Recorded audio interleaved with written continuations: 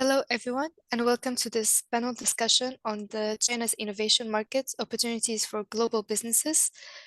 My name is Aya. I'll be the moderator of this webinar. I am the marketing specialist at 9Sigma. And in this webinar, we'll be sharing our deep knowledge and research-driven insights on one of the world's most dynamic markets. We'll first start by introducing who is 9Sigma. 9Sigma is a global leader in open innovation, established in 2000 to connect businesses with innovative solutions, with a network of over 4 million experts within academic and B2B ecosystems. We've partnered with Fortune 5000 companies to tackle more than 10,000 challenges across industries like manufacturing, life sciences, and more. And our services, including technology scouting and open innovation contests, empower organizations to leverage external expertise and drive impactful innovations for competitive edge. If you'd like to have more information about us, you can scan the QR code on the right, and it would lead you to our website. So for today's agenda, we'll start by unveiling the China market. We'll explain why we invest in China's innovation ecosystem, share some proven successes, and explain to you why is 9Sigma your key to unlocking China's innovation markets, a small conclusion, and then ending with a Q&A session. I am pleased to introduce you to our panel of experts who will guide us through today's discussion on innovation, growth, and investment opportunities in China. And Hello, I'll let our speakers introduce themselves. Yeah, thank you, Aya. Hello, everyone. My name is Yiqi Zhang. I'm the BDM for 9Sigma at Europe and Asia Pacific. Thank you very much. Hello, everyone. My name is Oliver Worsfold. I'm a delivery director for 9Sigma Europe. Hi, everyone. My name is Meryem Şeyma Pınar. I'm a technology associate at 9Sigma. Thank you. Thank you very much, Yiqi, Oliver, and Meryem. So recently, there has been some news about international companies scaling their operations in China. Yiqi, can you tell us what is the true state of the China markets? Yeah, thank you very much, Aya. This is a great question. So let's cut off the noise and look at the actual facts. As we can see, according to the government report from China of 2023 and 2024, we can see the GDP growth of China already reached to 5.2% in the year 2023 alone, with three top exports increased more than nearly 30%, like EV, lithium batteries, and photovoltaic products. As also we can see now, the Chinese EV brands already take more of the 60% of the global market share. So we can also notice that reducing energy assumption already become the government goal. So all in all, we can say it's very positive, very promising. Thank you, Yiqi. That's quite interesting to know. Before we continue, we would like to ask the audience a question. Have you already worked or developed a business in China? If yes, you can vote yes. If no, but you're considering it, or no, and you're not considering it. So we'll leave a couple of seconds for you to answer the question, and then we can continue with our discussion.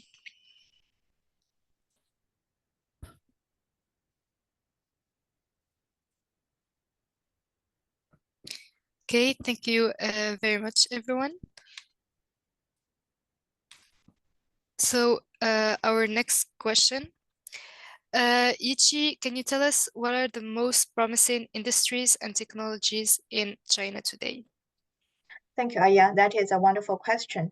China is actually leading a lot of cutting-edge industries. Speaking of future industries, we will not list a lot of industries, but some very interesting topics, for example, like quantum technologies and life sciences. They are particularly standing out of many other industries. And speaking of the digital economy, Chinese government is also launched the Artificial Intelligence Plus initiative. And this initiative is also indicated to integrating the artificial intelligence and the digitalization into all different sectors. especially the manufacturing fields. And we will talk more about that later. Next. Thank you. Thank you so much, Yiqi. That's quite interesting to know. So China has long been known as this nation of manufacturing with made in China products flooding global markets for decades. Now, as the world moves towards a more digitalized and AI, what can we expect to see from China in the near future? That is a very interesting and inspiring question. As we all know that China has been remaining the world's largest manufacturing powerhouse for over the last 14 years, and it's constantly growing. As we may notice that we used to thought that China is a nation of manufacturing, while lately the whole nation is under the transformation, turn the traditional manufacturing industry to the integrating of both digitalization and artificial intelligence. So we can see the whole industry and the clusters no longer chasing the quick money. And that also means a great opportunities for all the international companies to step into. And this manufacturing industry isn't limited to, for example, automotive or industrial machinery or food and beverage or chemical or biotechnology, as well as pharmaceutical. It covers everything related to manufacturing, including, for example, packaging and so forth. Thank you. Thank you, Yiqi. And can you also tell us what is the current state of foreign investments in China and how is it being absorbed? Thank you, Aya. That is also a very interesting question. All in all, it's very promising. If we look at the top line, the government is committed to openness and reform in foreign investment. And the government, from the central government and to the regional government, they all started to relax the market access and improve the investment environment for foreign companies. And on the other side, we also can see that a lot of positive responses from foreign chambers and large established, for example, ABB, they established their largest robot R&D center of the world in China. And the German companies in 2023 year alone, they reached to more than 11 billion euros for investment in China. And the large American company, Corning, they have invested more than $9 billion in the last 40 years in mainland China. So all in all, it's very promising. It's very positive. Yes, it's very encouraging as well. Thank you. Can you also tell us some of the most technologies that has been developed in China? Yeah, of course. As we can see, we just only listed 8 technologies. For example, quantum computing, as well as EV, artificial intelligence, and space exploration, supercomputing, gene therapy, and so forth. These are not all of the most rapidly developing technologies, but that also means China is very good at technology and innovation, and it's very strong in those cutting edge areas compared to the rest of the world. Thank you. Thank you, Yiqi. It's quite interesting to see some of the technologies that has been developed in China and how much they invest in research and developments. So moving on, Oliver, could you share with us a case study where in innovation and the collaboration? Sure.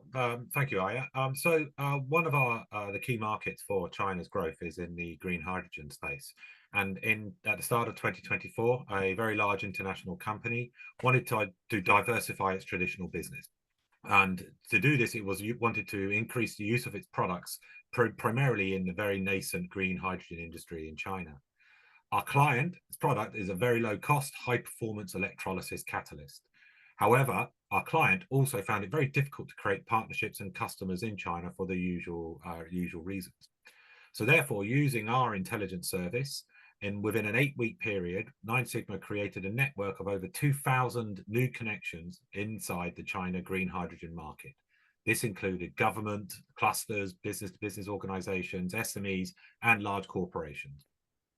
We then identified over 47 separate potential partners from a list of 150 organizations which met the client's strict criteria. And within that, from that 47, we then shortlisted 15 partners who we interviewed for further validation and potential collaborations. The client management senior team was very happy with this, and they are currently at this very moment in time visiting 5 of these validated organizations with the goal of creating manufacturing and development partnerships.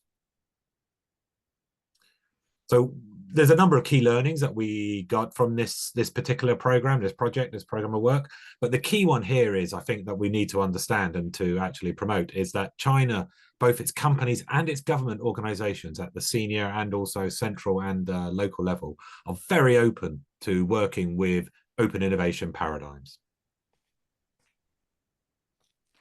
Thank you, Oliver, for sharing with us this case study and showcasing one of the proven successes. Ichi, coming back to you, could you tell us how do the current figures reflect the state of foreign investment activity in China? Yeah, thank you, Aya. That is also a great question. So if we look at the number alone, like just between the January to July 2024, China already received more than $71 billion for the foreign investment.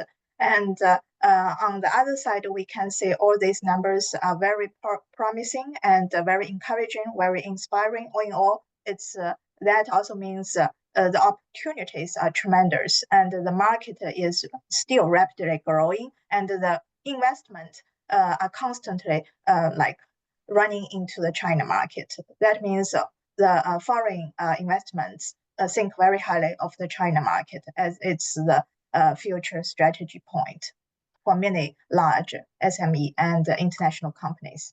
Thank you. And what makes China's ecosystem attractive for global businesses seeking innovation and growth? Yeah, that is also very a creative question. So if we look at the China market alone, it's very large, it's tremendous. And as a matter of fact, it's the largest consumer market for many industries, and which also means it's offering the significant growth opportunities, whether you already have facilities or not.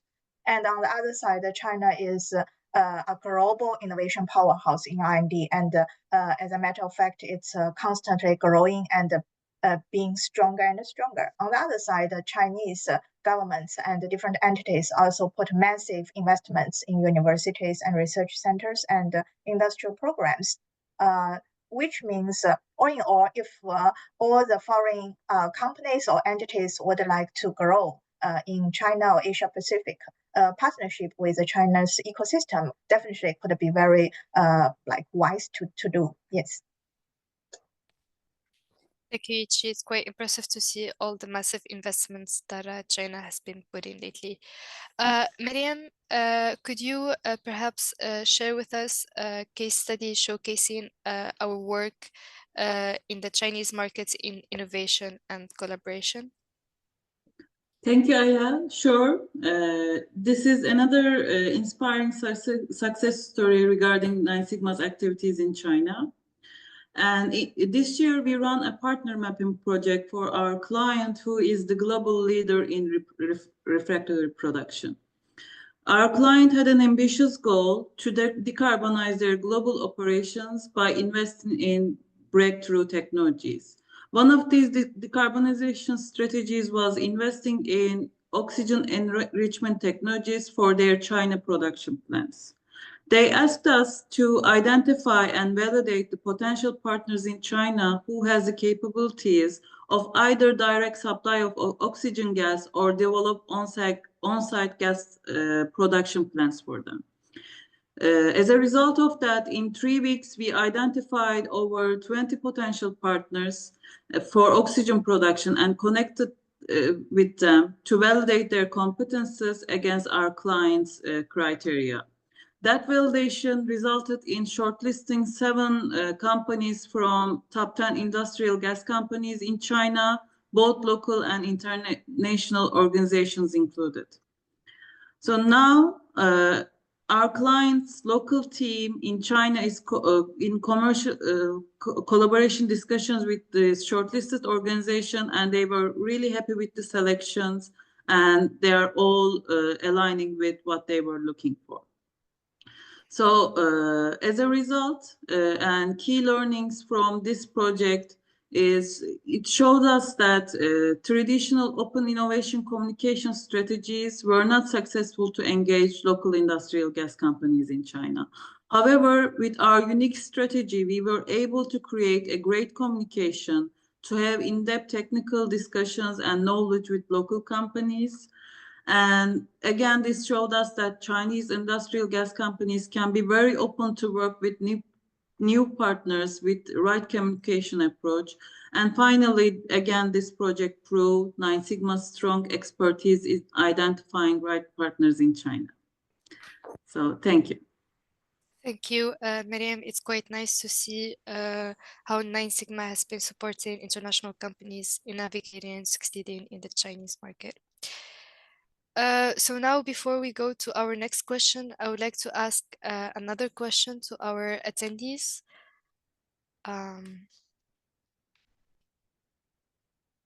Which is, are you interested in collaborating with external parties to enhance your ecosystem in China?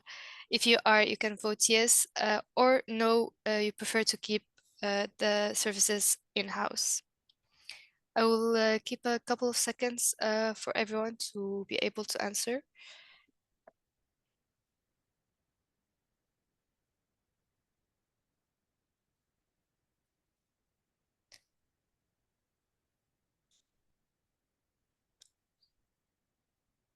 So thank you so much, everyone, for answering. I will now end the poll, and we can go to our last question. And Ichi, could you tell us what sets Nine Sigma apart when it comes to innovation in China? Yeah, thank you, Aya. So as we all know that Nine Sigma has been the global open innovation leader for over 25 years. So we have a lot of experience, and as Marianne mentioned, we are unique, and we have the solid, deep understanding of Chinese culture and business dynamics. And also, as you may notice that Mandarin is very difficult. And when we do project for the China market, we definitely can use the local language, the Mandarin. On the other side, for example, we can make customized strategies for our clients' goal, and we align with our clients definitely. And the third is, for example, work with Nine Sigma. It can definitely significantly reduce your timelines by doing all the work by your own team. And on the other side, your global headquarters may not located in China, but definitely sometimes due to the languages, time zones, and also the business cultures, it's not easy to monitor your China facilities and offices and factories and so forth, or partners just that easy from your global headquarters. And what Nine Sigma can do is we align with our clients' global headquarters, and we deliver directly the results to our clients. And on the other side, we bridging the gap for our clients, for example, to understand the China market better, to know the Chinese policies, to understand what is the best to invest, and so forth. On the other side, we can also communicate with the local innovators, the local entities, the local companies in China. So we can build the bridge for our clients and the China parties, entities, and so forth. All in all, Nine Sigma, we speak the language of our clients. We understand the Chinese market. We know the language of the Chinese business culture, and we do the projects with localization strategy. So, and we already deliver a lot of proven success. We are also under many conversations with a lot of different types of international companies, and we have the faith, we have the capability, and we have the confidence to support all of our clients to succeed in China, even Asia Pacific market. Thank you. Thank you, Ichi. And as we are coming to an end of our webinar, we would like to leave you with this thought, which is the future of innovation lies in markets that many have yet to fully explore. And China is one such market. It is rich with opportunity and the potential for those willing to adapt and innovate. And Nine Sigma is here to guide you if needed through this landscape and ensure that your innovation and efforts lead to real tangible growth. Whether you are a global giant or a startup, we're here to guide you through this evolving landscape, turn your innovation efforts into real tangible growth, and help build sustainable revenue in China and any other markets. And as key takeaways from this webinar, first we have China's thriving innovation ecosystem. We can see that China has been having some robust research and development investments. It has been contributing to breakthroughs in high-tech industries. It offers many opportunities in green energy, AI, and quantum computing. As for the investment opportunities, we can see a steady growth in foreign investments, especially in high-tech and manufacturing sectors.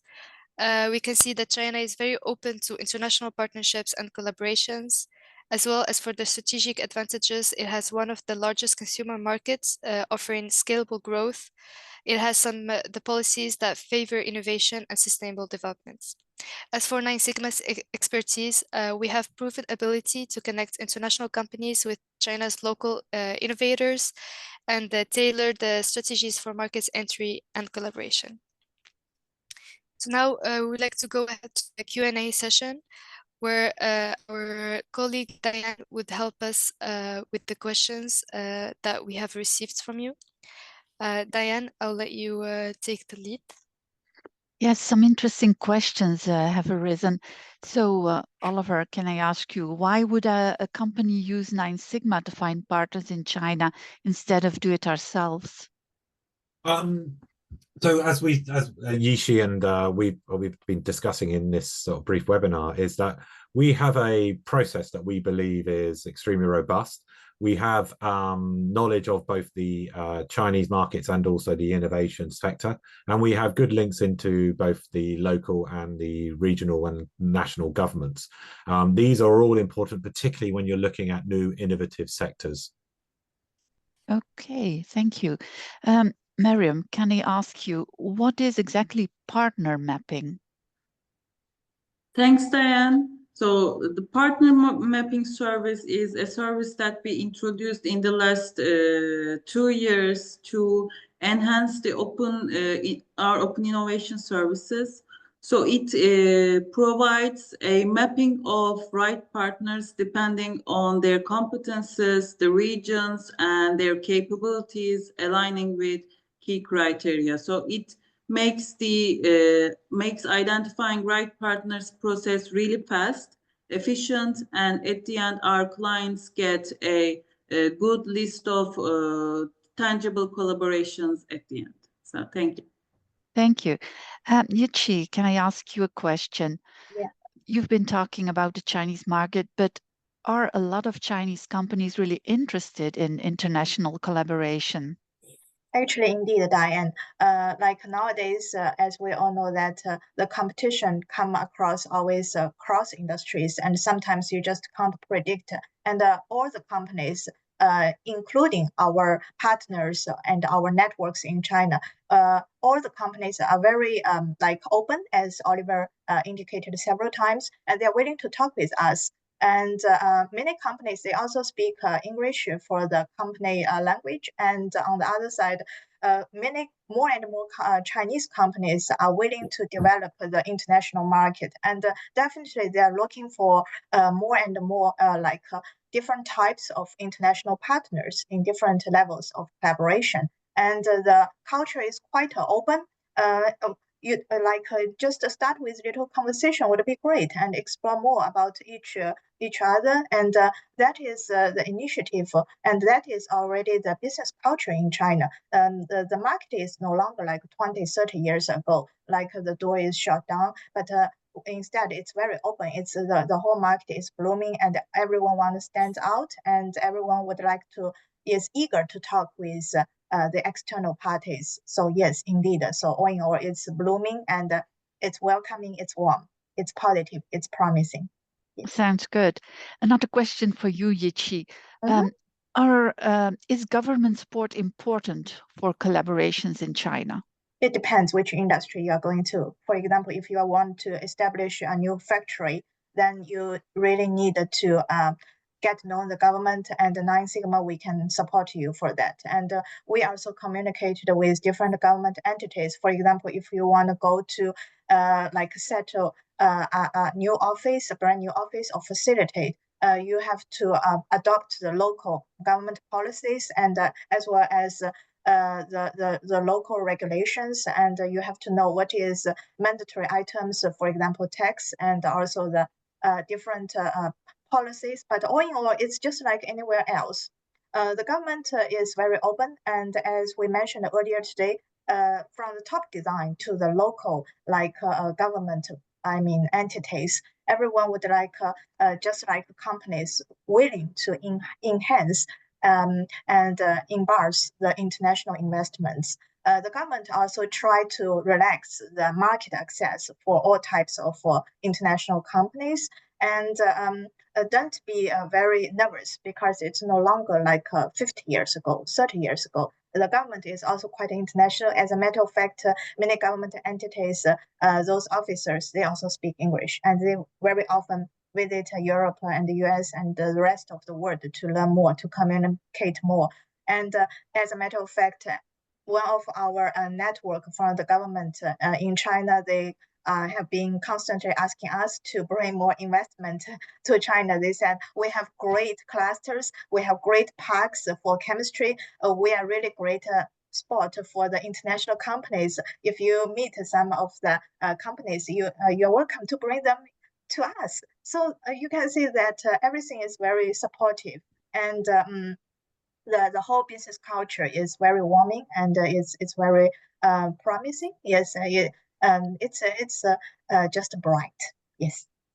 Thank you. Thank you, everyone. This concludes the Q&A. Thank you, Diane.